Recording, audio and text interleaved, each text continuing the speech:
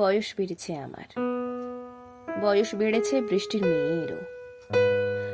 5 বছর আগে সে যখন শীতের রোদ্দুর মেখে সাত সকালে শিশিরে ভেজা ধান ফুল দেখতে এসেছিল, তখন সে জানতো না জীবনানন্দের শিশিরের শব্দের মতন, জানতো না গ্রামের রাস্তায় বেরুলে ধুলো মাটি একটু খেতে হয় বই কি।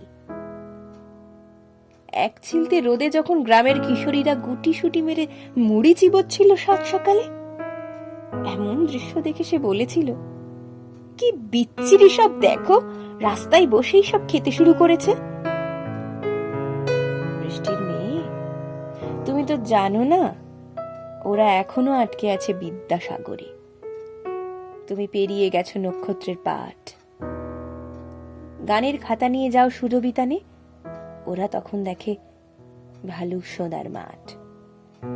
তুমি আঁকো বৃষ্টি, নদী, ফুল, ওরা মাখে তখন ধুলো আর কুড়োয় বকুল। তুমি যখন টিভির বিজ্ঞাপনে, ওরা তখন সুখে শীতে তারা আর জোনাকি গুনতে থাকে।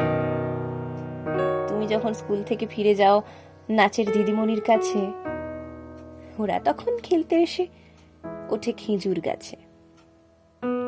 বৃষ্টির মেয়ে, তোমার বয়স এখন 20-21। 5 বছর আগে এ গ্রামে খুব আসতে, অনেকদিন তুমি এ গ্রামে এলে না কেন? এখন তুমি পার্কে বসে গল্প করো সিন্ধুর সঙ্গে। সিন্ধু তোমার বান্ধবীর প্রেমিক। তাকে বলো সুতোবার সঙ্গে সুদীপ্তর এমন কোনো রিলেশন নেই, ওই যা ওপর ওপর।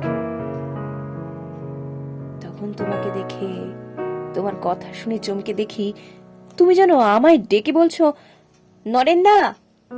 আমায় তুমি ভুল বুঝো না, এখন আমি বুঝতে পারি জীবনানন্দ। এখন তো ওদের বিয়ের বয়স, যারা তখন মুড়ি খেয়েছিল তাদের, ওরাও এখন বুঝতে পারে ছেলেবেলার দিনগুলো সব হরেক রকম পাখির মতন।